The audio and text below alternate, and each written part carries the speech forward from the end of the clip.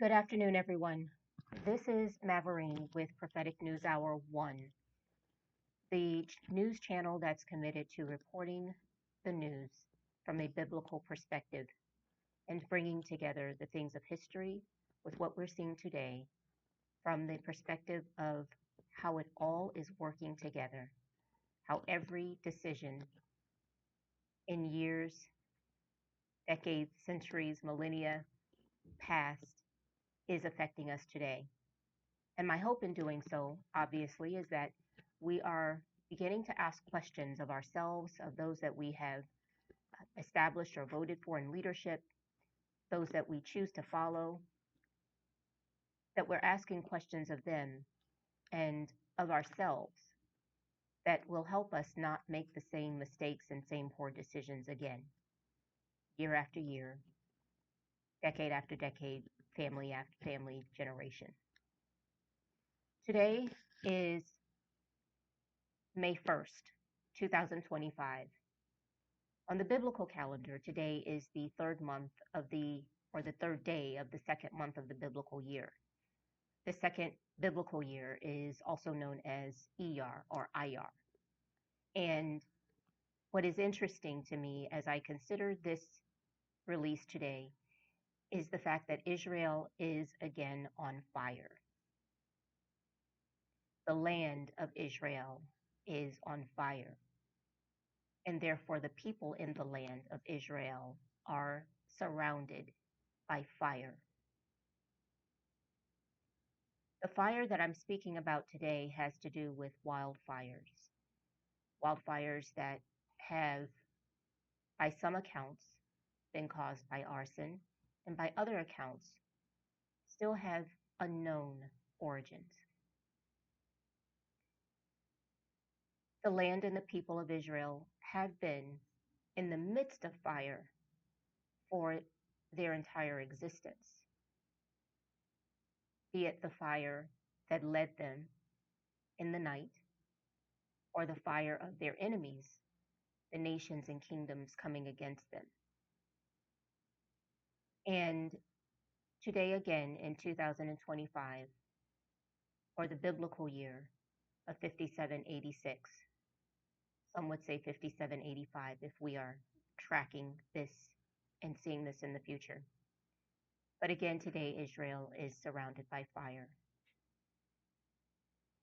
And the juxtaposition of the origins of those two fires that I mentioned, i.e., the fire that led them by night as they were exiting Egypt and being delivered from enslavement and Pharaoh's harsh treatment into their promise, and the fires today that they have in modern history been in the midst of because of hatred toward them, and certainly even these unknown origin for wildfires. That juxtaposition is one that we need to press into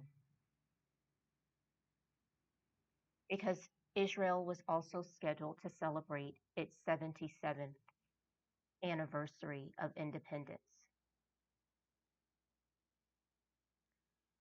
And throughout the news, there was rancor and there were attacks and displeasure because of a number of the ones chosen to carry the torch for what would have been their national ceremony.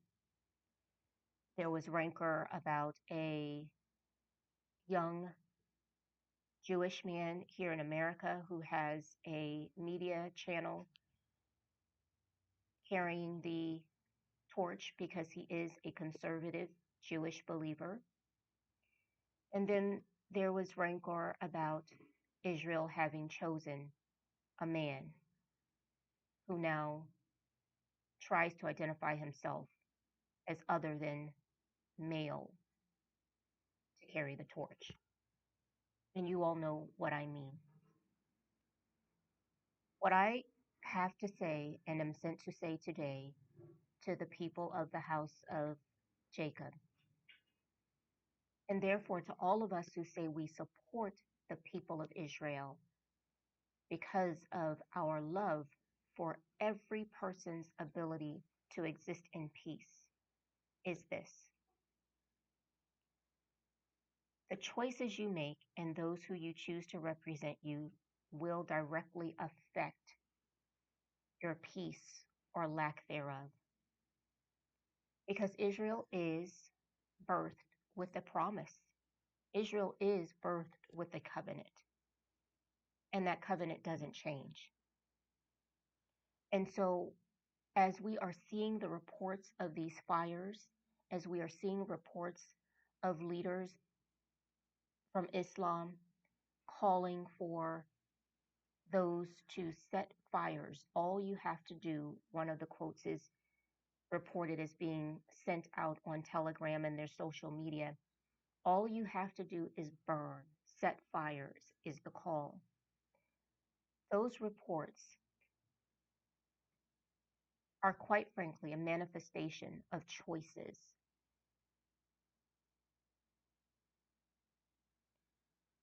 I'm asking us again, as we look at the news and hear the news, to not forget that not that long ago, and even now in some places, America, the United States of America, was being affected by suspicious wildfires spreading in and through areas largely inhabited by a Jewish population in Southern California.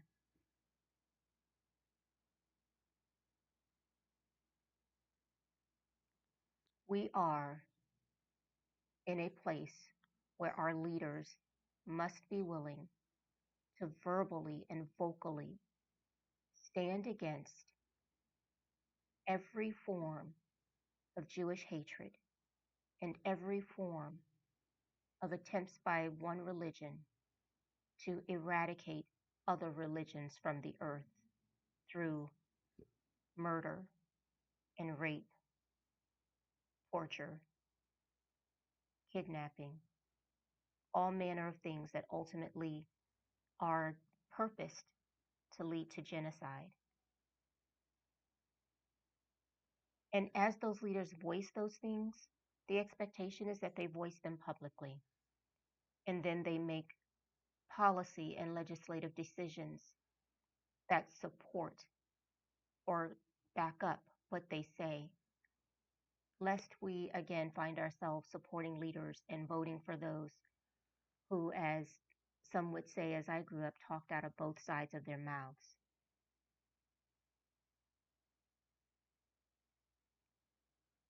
So, to all of us who are now preparing for midterm elections, in whatever way that you are being wisely led by your beliefs, these are the questions, these are the expectations. Because it is very clear that those who desire to eradicate Jews, eradicate Christians, eradicate atheists, eradicate Hindus, eradicate all but those that will bow to their God, in every way that they've made clear that it is their desire and plan, it is their stated intent to eradicate. They have made clear when there is someone who supports their cause, runs for office, they have made clear their support. We, on the other hand, as ones who want to live in freedom and peace, we are disjointed and confused and concerned about things that, quite frankly, don't matter a hill of beans in the context of what is the life of yourself and your children and your generations to come. So today, this episode of Prophetic News Hour 1 is to again recognize the fires around us, recognize the source of the fires, and lean into, press into, ask questions of yourself, of your elected officials, and of those that you choose to follow, whether in religion, in the social context, in community groups and relation context. Ask questions of them about where they stand on this, and then be wise and watch what they do. Because men will say a lot. Men will say that they desire peace and they desire a ceasefire and that they desire an opportunity to return hostages, women, children, and men who were not actively engaged in military combat. Men will say all manner of things, but it's what they do that matters. Be blessed, and I will return with the next report and look forward to sharing. I will again put links in the description that speak about some of these things, but I encourage you all to look at the news, look at news sources outside of American based or even European based mainstream and progressive media, because we all know that much of the truth is being suppressed. Much of what is accurate, even in its factoids, accurate facts, is being distorted or suppressed, not even given out for ones to take in and consider. And I'll put some things that I oftentimes will look at and read and in the description so that you're able to as well. Because an informed populace who is engaged is more powerful than any system of attack and deception. An informed, engaged populace. We have to choose whether we are informed and engaged for the good or the wicked. We'll talk soon. God bless you all. And I pray that each one of you is coming into the realization of how important your life is in this time and what the consequences are for our lives, for all eternity are, with each decision we make. Take care.